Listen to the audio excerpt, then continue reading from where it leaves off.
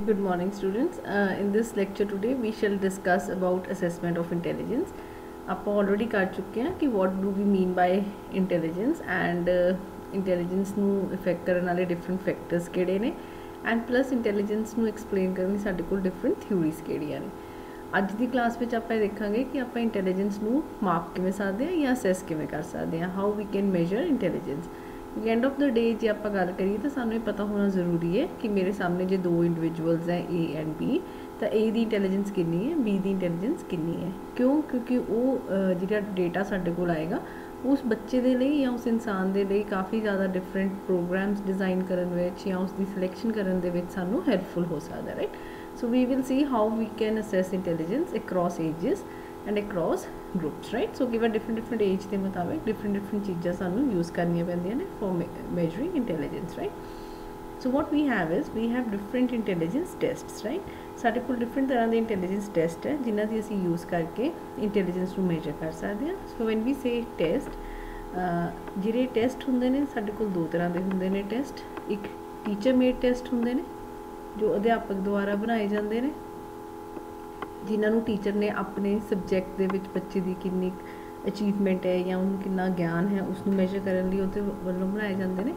दूसरे टेस्ट होंगे ने जिन्होंने आप स्टैंडर्डाइज्ड टेस्ट कहने हैं। स्टैंडर्डाइज्ड वर्ड जिमें कि एक जो आप एग्जाम्पल लीए कि असी मार्केट के इलैक्ट्रिकल अपलायंस खरीदन जाने, बिजली का कोई उपकरण तुसी खरीदन जाने हो, तो तुसी एक्चुअल दे विच आपां नूं जो सियाणे ने वो सलाह दिंदे ने कि ISI मार्क वाली चीज़ लो।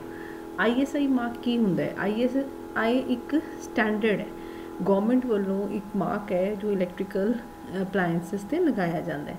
एंड जिन्हें इलैक्ट्रिकल अपलायंसिस से वो मार्क होंदा उन्हां ते असीं ज़्यादा विश्वास कर सकते हैं, उन्हां दी गारंटी भी वधिया ते उन्हां दा काम करन दा ढंग भी वधिया हुंदा है। उसी तरह किसी भी इंसान की इंटैलीजेंस नूं मेजर करने लई साडे कोल स्टैंडर्डाइज्ड टेस्ट होंदे ने। वो टेस्ट जिन्हां दे स्टैंडर्ड्स जिहड़े ने वो डिसाइड किए हुए होंदे ने। किसी भी टेस्ट दे दो स्टैंडर्ड्स बहुत इंपॉर्टेंट होंदे ने। एक उस टेस्ट की वैलिडिटी,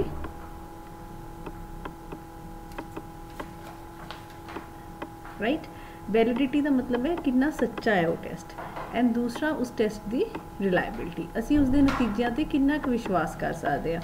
जे कोई टेस्ट टीचर ने लिया है, सपोज अज तो उस टेस्ट से थोड़े 0 मार्क्स आता है, कल उस टेस्ट से थोड़े फुल मार्क्स आ जाते हैं, तो आपको लगता है कि शायद वो टेस्ट थोड़ा जिहा रिलायबल घट है।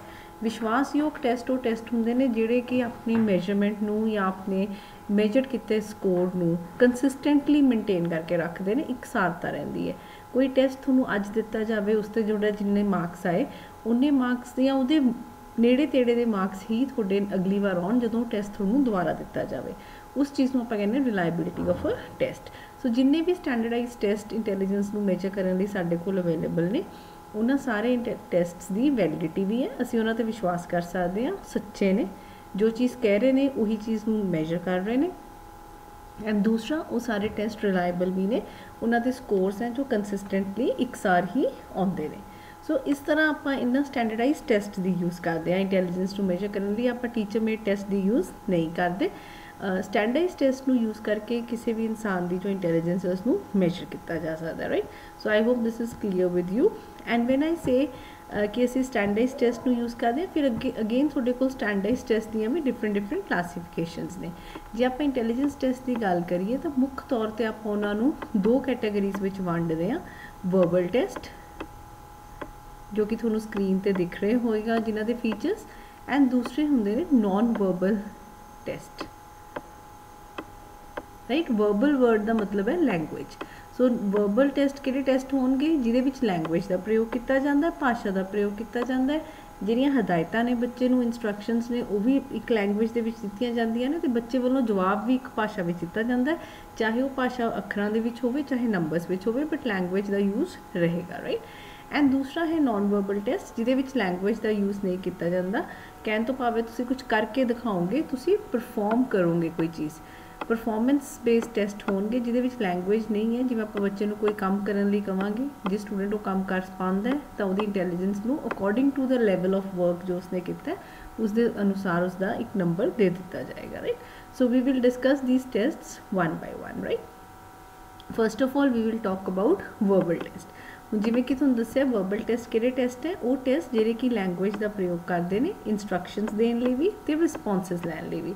सो टेस्ट दीआं हदायतां भी भाषा दे विच दित्तियां जाणगीआं ते बच्चे वल्लों जवाब भी लैंगुएज दे विच दित्ता जाऊ।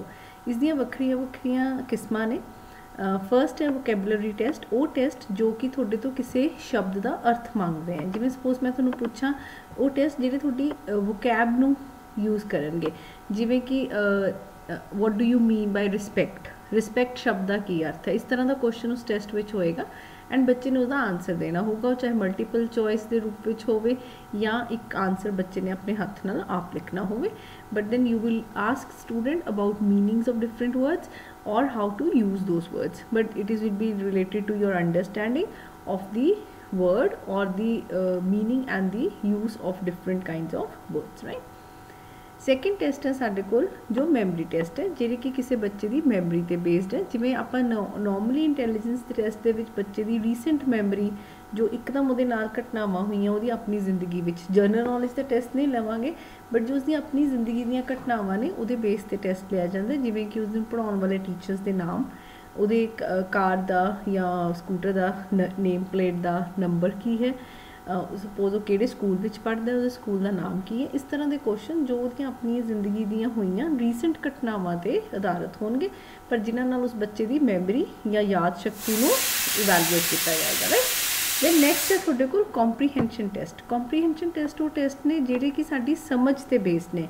Now these will be the test जो साडी नॉलेज नूं टेस्ट करते हैं, जिवें कि शिप किवें फ्लोट करदी है सी विच, जहाज़ हवा विच किवें उड़दा है, जहाज़ की किहड़ी शेप उसनूं हवा विच उड़न विच हेल्प करदी है, राइट, या प्लांट्स ते जिहड़ा भोजन किस तरह बनाउंदे हैं।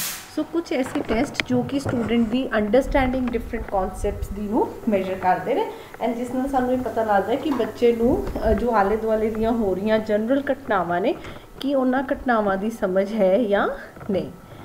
Next type of test are information test. Now these are again general knowledge based test जो बच्चे तो सूचना, उन्होंने कितनी सूचना है, कितनी जानकारी है उस ते आधारित ने। जिवें ताजमहल कित्थे लोकेटेड है, इंडिया की कैपिटल की है, लाल किला कित्थे स्थित है, इस तरह के सवाल जो बच्चे तो different kinds of information collect करते हैं, right. Then you have reasoning test, those test जो लॉजिकल रीजनिंग ते बेस्ड है, जिवें कि आपां कंप्लीट द सीरीज़ अक्सर हुंदा कि इत्थे लिखिआ 2 4 6 वॉट विल कम नैक्सट, अगला नंबर किहड़ा होएगा बच्चे ने दसना। हुण बच्चे ने इस 3 जिहड़े वर्ड्स उसनूं दिते हुए ने उन्हां दे विच आपसी रिलेशन या रीजन आउट करके अपना अगला आंसर देना है, उन्होंने आप रीजनिंग टेस्ट करने, right. And then association test जिहड़े कि किसी दो चीज़ों के आपसी डिफरेंसिस नूं या उनके विच समानतावां नूं पहचानण ते बेस्ड हुंदे ने, जिवें प्लांट्स एंड एनीमल्स इक्को जिहे किवें ने, या प्लांट्स एंड एनीमल्स विच की डिफरेंस है, या प्लांट्स ते एनीमल्स एक दूजे ते किवें डिपेंड करते हैं। इस तरह के सवाल जिहड़े दो कैटेगरी ऑफ थिंग्स विच या तो सानूं सिमिलैरिटीज़ दस्सण लई कहंदे ने या डिससिमिलैरिटीज़ दस्सण लई कहंदे, right. So these are different kinds of verbal test. Now when we see intelligence test, असी इंटैलीजेंस टेस्ट की प्रयोग किवें करते हैं उस ते आधारित तुहाडे कोल टेस्ट दो तरह के हुंदे ने। इंडिविजुअल टेस्ट वो टेस्ट हुंदे ने जिहड़े कि एक बच्चे नूं एक टाइम ते दित्ते जा सकदे ने, तुसीं समूहिक रूप विच उसनूं नहीं दे सकदे, उन्होंने आपां कहने इंडिविजुअल टेस्ट जो व्यक्तिगत तौर पर एक समय ते एक बच्चे नूं ही दित्ते जाणगे। एंड दूसरे टेस्ट हुंदे ने ग्रुप टेस्ट, राइट, जो कि समूहिक तौर पर वरते जा सकते हैं, इक्को समय ते एक तो वध बच्चे नूं दित्ते जा सकते हैं, राइट। हुण जिवें इसका अंतर समझण लई कॉन्सैप्ट आपां लै सकदे कि जिवें कोई म्यूजिक कॉम्पीटिशन करवाया तो मेरे कोल 10 कंटेस्टेंट ने, तो मैं 10 कंटेस्टेंट्स नूं ये नहीं कह सकदी भी तुसीं इक्को टाइम ते गाना गाओ, तुहानूं एक बच्चे का गाना अलग अलग सुनना पेगा। So that is a individual testing technique जिथे एक बच्चे नूं एक टाइम ते टेस्ट दिता जाता है, right. At the same time जो आप ड्राइंग कॉम्पीटिशन देखना, आप देखना किहड़े बच्चे की ड्राइंग बहुत अच्छी है, उत्थे आप बच्चों को इकट्ठे बिठा के कह सकते हैं कि तुसीं इकट्ठे बैठ के ड्रॉ करो, फिर वो की बन जाएगा ग्रुप टेस्ट। सो इस तरह साडे कोल दो तरह के टेस्ट है, individual test and group test, right.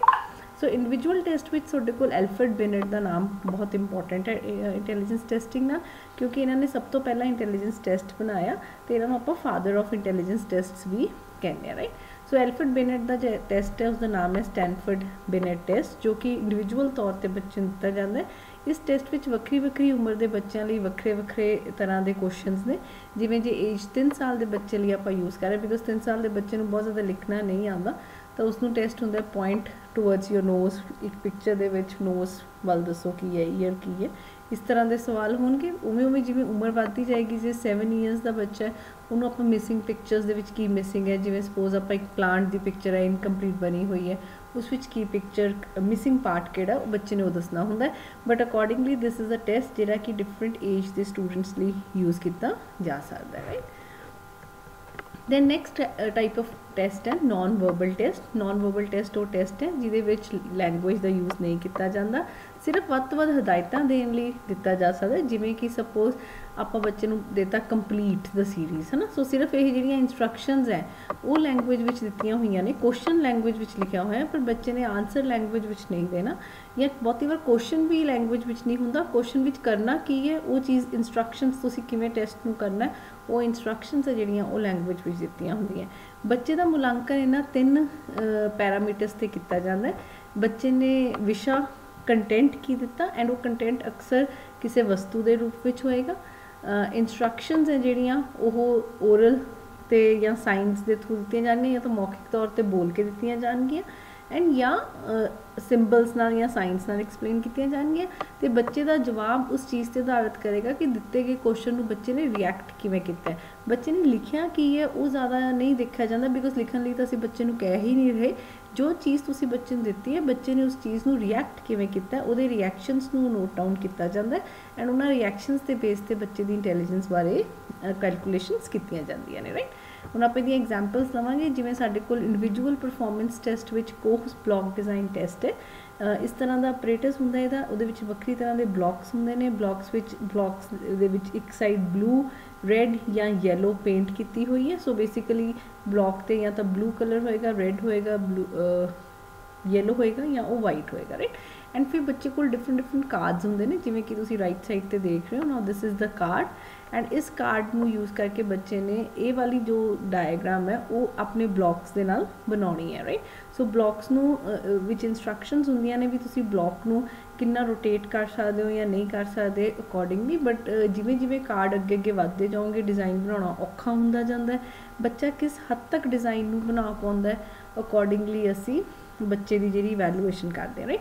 ਇਹਦਾ ਬਹੁਤ ਕਾਮਨ ਨੋਨ ਸਟੈਂਡਰਡਾਈਜ਼ਡ ਮੈਜਰ ਹੈ ਜੋ ਆਪਣਾ ਘਰ ਵਿੱਚ ਕਿਊਬਸ ਨਾਲ ਖੇਡਦੇ ਹਾਂ, ਜਿਹਦੇ ਵਿੱਚ ਅਸੀਂ ਕਿਊਬ ਦੇ ਵਿੱਚ ਇੱਕ ਪੈਟਰਨ ਬਣਾਉਣਾ ਹੁੰਦਾ ਹੈ, ਸਾਰੇ ਪਾਸੇ ਕਿਊਬ ਦਾ ਇੱਕੋ ਕਲਰ ਦੇ ਜਿਹੜੇ ਉਹਦੇ ਪੀਸਿਸ ਆ ਉਹਨੂੰ ਲੈ ਕੇ ਆਉਣਾ ਹੁੰਦਾ, ਉਹ ਵੀ ਇੱਕ ਤਰ੍ਹਾਂ ਦਾ ਪਰਫੋਰਮੈਂਸ ਟੈਸਟ ਹੈ। But then this is a standardized performance test, that is Kohs block design test, right. ਉਸੇ ਤਰ੍ਹਾਂ ਸਾਡੇ ਕੋਲ ਸੈਕਿੰਡ ਟੈਸਟ ਹੈ fit blocks in the hole. ਜਿਵੇਂ ਤੁਸੀਂ ਦੇਖ ਰਹੇ ਹੋ ਸੈਗਮੈਂਟ ਫਾਰਮ ਬੋਰਡ ਹੈ, ਇਹਦੇ ਵਿੱਚ ਇਸ ਤਰ੍ਹਾਂ ਦੇ ਡਿਫਰੈਂਟ ਬੋਰਡ ਦੇ ਵਿੱਚ ਡਿਫਰੈਂਟ ਸ਼ੇਪਸ ਬਣੀਆਂ ਹੋਈਆਂ ਨੇ, ਅਤੇ ਬੱਚੇ ਨੂੰ ਆਪਾਂ ਡਿਫਰੈਂਟ ਬਲੌਕਸ ਦੇ ਦਿੰਦੇ ਹਾਂ ਇਹਨਾਂ ਸ਼ੇਪਸ ਦੇ ਹੀ ਬੇਸ 'ਤੇ, ਅਤੇ ਬੱਚੇ ਨੇ ਉਹ ਬਲੌਕ ਹੈ ਜਿਹੜਾ ਇਸ ਸ਼ੇਪ ਦੇ ਵਿੱਚ ਫਿਟ ਕਰਨਾ ਹੈ। ਐਂਡ ਬੱਚਾ ਕਿੰਨੀਆਂ ਟਰਨਸ ਲੈਂਦਾ ਹੈ ਜਾਂ ਕਿੰਨੇ ਟਾਈਮ ਵਿੱਚ ਉਹ ਫਿਕਸ ਪੂਰਾ ਕਰ ਪਾਉਂਦਾ, ਉਹਦੇ ਅਕੋਰਡਿੰਗਲੀ ਬੱਚੇ ਦੀ ਵੈਲੂਏਸ਼ਨ ਕੀਤੀ ਜਾਂਦੀ ਹੈ। ਦੈਨ ਥਰਡ ਆਪਣੇ ਕੋਲ ਇਸ ਤਰ੍ਹਾਂ ਦਾ ਹੀ ਪਰਫੋਰਮੈਂਸ ਟੈਸਟ ਹੈ ਟ੍ਰੇਸਿੰਗ ਦ ਮੇਜ਼, ਜੋ ਤੁਸੀਂ this is not example of a standardize test, but then maze ਦੇ ਸਟੈਂਡਰਡਾਈਜ਼ ਟੈਸਟ ਵੀ ਸਾਡੇ ਕੋਲ ਹੈ। ਜੋ ਪਿਕਚਰਸ ਮੈਂ ਤੁਹਾਨੂੰ ਸ਼ੋਅ ਕੀਤੀਆਂ ਉਹ ਕਾਮਨ ਮੇਜ਼ਸ ਹੈ ਜੋ ਅਸੀਂ ਆਮ ਤੌਰ 'ਤੇ ਅਖਬਾਰਾਂ ਵਿੱਚ ਦੇਖਦੇ ਹਾਂ। ਜਿਵੇਂ ਤੁਹਾਨੂੰ ਇਵੇਂ ਹੁੰਦਾ ਕਿ ਇਸ ਐਲੀਫੈਂਟ ਨੂੰ ਤੁਸੀਂ ਡਰਾ ਕਰਨਾ ਹੈ ਐਂਡ ਇੱਥੇ ਤੱਕ ਲੈ ਕੇ ਜਾਣਾ ਨਾ, ਦਿਸ ਇਜ਼ ਅ ਸਿੰਪਲ ਮੇਜ਼। ਛੋਟੇ ਬੱਚੇ ਨੂੰ ਲਈ ਆਪਾਂ ਯੂਜ਼ ਕਰ ਸਕਦੇ ਹਾਂ ਕਿ ਉਹ ਇਹ ਟਰੇਸ ਕਰੇਗਾ ਕਿ ਐਲੀਫੈਂਟ ਕਿਵੇਂ ਜਾਏਗਾ, ਐਂਡ ਅਕੋਰਡਿੰਗਲੀ ਉਸਨੇ ਐਲੀਫੈਂਟ ਨੂੰ ਇਸ ਰਸਤੇ ਦੇ ਦੁਆਰਾ ਸਰਕਸ ਦੇ ਵਿੱਚ ਲੈ ਕੇ ਜਾਣਾ ਹੈ, ਰਾਈਟ। ਸੋ ਬੱਚਾ ਕਿੰਨਾ ਟਾਈਮ ਲੈਂਦਾ ਇਸ ਚੀਜ਼ ਨੂੰ ਸਮਝਣ ਲਈ ਐਂਡ ਕਿੰਨਾ ਟਾਈਮ ਲੈਂਦਾ ਉਸਨੂੰ ਉੱਥੇ ਤੱਕ ਕੰਪਲੀਟ ਕਰਨ ਲਈ, ਉਹਦੇ ਅਕੋਰਡਿੰਗ ਵੈਲੂਏਸ਼ਨ ਕੀਤੀ ਜਾਓ।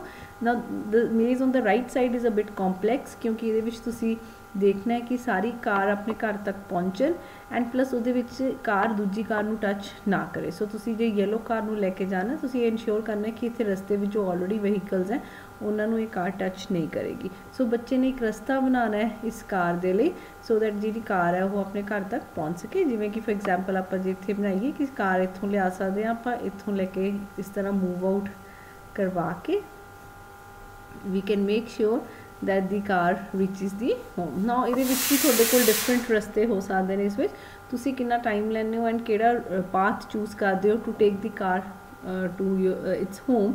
ਅਕੋਰਡਿੰਗਲੀ ਆਪਾਂ ਬੱਚੇ ਦੀ ਵੈਲੂਏਸ਼ਨ ਕਰਦੇ। So these are some examples of non verbal test. And ਜੇ ਤੁਸੀਂ ਦੇਖੋਗੇ ਇਸ ਟੈਸਟ ਵਿੱਚ ਲੈਂਗੁਏਜ ਦਾ ਯੂਜ਼ ਨਹੀਂ ਹੈ, ਸਿਰਫ ਵੱਧ ਤੋਂ ਵੱਧ ਜਿਹੜਾ ਇਹ ਕੁਐਸਚਨ ਹੈ ਉੱਪਰ ਉਹ ਲੈਂਗੁਏਜ ਦੇ ਵਿੱਚ ਲਿਖਿਆ ਹੋਇਆ। ਐਂਡ ਬਹੁਤੀ ਵਾਰ ਇਹ ਕੁਐਸਚਨ ਵੀ ਪੜ੍ਹ ਕੇ ਬੱਚੇ ਨੂੰ ਸੁਣਾ ਦਿੱਤਾ ਜਾਂਦਾ ਐਂਡ ਸਟੂਡੈਂਟ ਨੇ ਜੋ ਆਨਸਰ ਦੇਣਾ ਉਹ ਇੱਕ ਲੈਂਗੁਏਜ ਦੇ ਰੂਪ ਵਿੱਚ ਨਹੀਂ ਦੇਣਾ, right. Then next we have some group verbal test or non-verbal intelligence test। group ਦੇ ਵਿੱਚ ਵੀ ਸਾਡੇ ਕੋਲ ਕੁਝ verbal test ਹੈ, ਕੁਝ non-verbal test ਹੈ ਜਿਹੜੇ ਅਸੀਂ यूज़ ਕਰ ਸਕਦੇ ਹਾਂ। verbal ਦੇ ਵਿੱਚ examples ਹੈ ਜਿਵੇਂ ਆਰਮੀ ਅਲਫਾ ਟੈਸਟ ਹੈ, group test of general mental ability ਹੈ ਜਲੋਟਾ ਦੁਆਰਾ, ਜਿਹਨੂੰ ਆਪਾਂ ਗਰੁੱਪ ਵਿੱਚ ਯੂਜ਼ ਕਰ ਸਕਦੇ ਹਾਂ। ਉਸੇ ਤਰ੍ਹਾਂ ਨॉन ਵਰਬਲ ਵਿੱਚ ਹੈ army beta test and Raven's progressive matrices test. ਹੁਣ ਜਿਵੇਂ ਜੋ ਤੁਹਾਡੇ ਕੋਲ ਇੱਥੇ ਐਗਜ਼ਾਮਪਲ ਹੈ ਇਹ ਰੇਵਨ ਦੇ ਪ੍ਰੋਗਰੈਸਿਵ ਮੈਟ੍ਰਿਸਿਸ ਦੀ ਹੈ, ਰਾਈਟ। ਇਹਦੇ ਵਿੱਚ ਕੀ ਹੈ ਕਿ every this is a booklet ਦਾ ਇੱਕ ਪੇਜ ਹੈ। ਬੱਚੇ ਨੂੰ ਜਿਵੇਂ ਤੁਹਾਡੇ ਕੋਲ ਡਿਫਰੈਂਟ ਉੱਪਰ ਕੁਐਸਚਨਸ ਹੈ, ਸਟੂਡੈਂਟ ਨੂੰ ਕੁਐਸਚਨ ਦਿੱਤੇ ਹੋਏ ਹਨ, ਬੱਚੇ ਨੇ ਜਿਹੜੀ ਇਹ ਐਮਟੀ ਸਪੇਸ ਹੈ ਉਹਦੇ ਲਈ ਇੱਕ ਫਿਗਰ ਨੀਚੇ ਦਿੱਤੀਆਂ ਰਿਸਪੌਂਸਿਸ ਵਿੱਚੋਂ ਚੂਜ਼ ਕਰਨੀ ਹੈ। So with every page this becomes more difficult and ਜਿੰਨੀ ਡਿਫਿਕਲਟੀ ਲੈਵਲ ਤੱਕ ਤੁਸੀਂ ਇਸ ਨੂੰ ਸੋਲਵ ਕਰ ਸਕਦੇ ਹੋ ਅਕੋਰਡਿੰਗਲੀ ਸਟੂਡੈਂਟ ਦੀ ਇੰਟੈਲੀਜੈਂਸ ਬਾਰੇ ਦੱਸਿਆ ਹੁੰਦਾ ਕਿ ਜੇ ਇੰਨੇ ਕੁਐਸਚਨਸ ਨੂੰ ਅਟੈਂਪਟ ਕਰਦਾ ਤੇ ਜੇ ਬੱਚੇ ਦੀ ਇੰਨੀ ਏਜ ਹੈ then this is the intelligence of the child, right. Next we have the concept of intelligence question, ਜੋ ਕਿ ਆਪਾਂ ਨੂੰ ਸਟਰਨ ਨੇ ਦਿੱਤਾ ਸੀ ਕਨਸੈਪਟ ਇੰਟੈਲੀਜੈਂਸ ਕੁਐਸਚਨ ਦਾ, ਜਿਹਦੇ ਵਿੱਚ ਬੱਚੇ ਦੀ ਆਈਕਿਊ ਹੈ। ਕਿਉਂਕਿ ਜਦੋਂ ਅਸੀਂ ਇੰਟੈਲੀਜੈਂਸ ਟੈਸਟ ਨੂੰ ਮੇਜਰ ਕਰੋਗੇ ਤੁਹਾਡੇ ਕੋਲ ਰਿਜ਼ਲਟ ਕਿਸ ਰੂਪ ਵਿੱਚ ਆਏਗਾ, ਸਾਡੇ ਕੋਲ ਬੱਚੇ ਦੀ ਆਈਕਿਊ ਕੈਲਕੂਲੇਟ ਹੋਏਗੀ। ਐਂਡ ਆਈਕਿਊ ਜਿਹੜਾ ਟੈਸਟ ਹੁੰਦਾ ਸਾਨੂੰ ਉਹ ਸਾਡੀ ਮੈਂਟਲ ਏਜ ਦੱਸਦਾ ਹੈ ਕਿ ਸਾਡੇ ਦਿਮਾਗ ਦੀ ਕਿੰਨੀ ਉਮਰ ਹੈ, ਰਾਈਟ।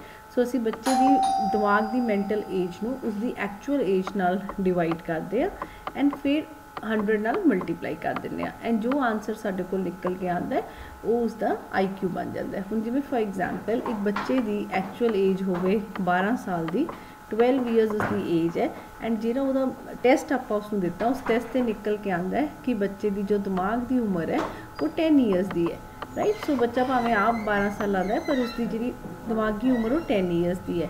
ਤਾਂ ਆਪਾਂ ਉਸਦੀ ਆਈਕਿਊ ਨੂੰ ਕਿਵੇਂ ਕੈਲਕੂਲੇਟ ਕਰਾਂਗੇ, ਆਪਾਂ ਕਹਾਂਗੇ 10 ਡਿਵਾਈਡ ਬਾਈ 12, 10 ਨੂੰ 12 ਨਾਲ ਡਿਵਾਈਡ ਕਰਾਂਗੇ ਮਲਟੀਪਲਾਈ ਬਾਈ 100। ਜੋ ਆਨਸਰ ਸਾਡੇ ਕੋਲ ਆਏਗਾ ਉਹ ਬੱਚੇ ਦੀ ਆਈਕਿਊ ਬਣ ਜਾਏਗਾ, ਰਾਈਟ। ਸੋ ਇਸ ਬੇਸ ਨਾਲ ਜੇ ਅਸੀਂ ਦੇਖੀਏ ਤਾਂ ਸਾਡੀ ਆਈਕਿਊ ਹੈ ਜੋ ਐਵਰੇਜ ਆਈਕਿਊ ਹੈ, ਜੋ ਇੱਕ ਕਰਵ ਹੈ ਜੋ ਬਣਾਇਆ ਹੋਇਆ ਜਿਸ ਵਿੱਚ ਉਹ ਕਹਿੰਦਾ ਹੈ ਕਿ ਆਮ ਤੌਰ 'ਤੇ ਜਿਹੜੇ ਲੋਕ ਨੇ ਜ਼ਿਆਦਾਤਰ ਲੋਕ ਜਿਹੜੇ ਹੈਗੇ ਆ ਉਹ 85 ਤੋਂ 116 ਆਈਕਿਊ ਤੱਕ ਲਾਈ ਕਰਦੇ ਨੇ। ਜ਼ਿਆਦਾਤਰ ਸਾਡੀ ਆਮ ਤੌਰ 'ਤੇ ਜਿਹੜੇ ਬੱਚੇ ਜਾਂ ਅਸੀਂ ਜੋ ਇੱਥੇ ਆਪਾਂ ਹਾਂ ਜਿਵੇਂ ਤਾਂ ਸਾਡੀ ਆਈਕਿਊ ਇੱਥੋਂ 75 ਤੋਂ ਲੈ ਕੇ 115 ਤੱਕ ਲਾਈ ਕਰਦੀ ਹੈ। ਜਿਨ੍ਹਾਂ ਬੱਚਿਆਂ ਦੀ ਆਈਕਿਊ 115 ਤੋਂ ਉੱਪਰ ਆ ਜਾਂਦੀ ਹੈ ਉਹਨਾਂ ਨੂੰ ਆਪਾਂ ਗਿਫਟਿਡ ਕਹਿੰਦੇ ਆ। ਉਹ ਸਰ ਆਈਨਸਟਾਈਨ ਵਾਂਗੂ ਗਿਫਟਿਡ ਲੋਕ ਹੁੰਦੇ ਨੇ ਜਿਨ੍ਹਾਂ ਦਾ ਆਈਕਿਊ ਬਹੁਤ ਜ਼ਿਆਦਾ ਹੁੰਦਾ ਐਂਡ ਜਿਨ੍ਹਾਂ ਦਾ ਆਈਕਿਊ 70 ਤੋਂ ਘੱਟ ਹੁੰਦਾ ਉਹਨਾਂ ਨੂੰ ਆਪਾਂ ਮੈਂਟਲੀ ਚੈਲੰਜਡ ਕਹਿੰਦੇ ਆ। ਮਾਨਸਿਕ ਰੂਪ 'ਤੇ ਉਹ ਚੈਲੰਜਡ ਬੱਚੇ ਨੇ ਜੋ ਕਿ ਐਵਰੇਜ ਆਈਕਿਊ ਨਾਲੋਂ ਘੱਟ ਆਈਕਿਊ ਰੱਖਦੇ ਨੇ ਅਤੇ ਜਿਹੜੇ ਕਿ ਆਮ ਤੌਰ 'ਤੇ ਕਾਫੀ ਚੀਜ਼ਾਂ ਆਪਣੀ ਲਾਈਫ ਦੀਆਂ ਕੰਪਲੀਟ ਨਹੀਂ ਕਰ ਪਾਉਂਦੇ, right. So this is all about how we can assess intelligence or how we can measure intelligence, and I hope you must have understood the topic. Thank you.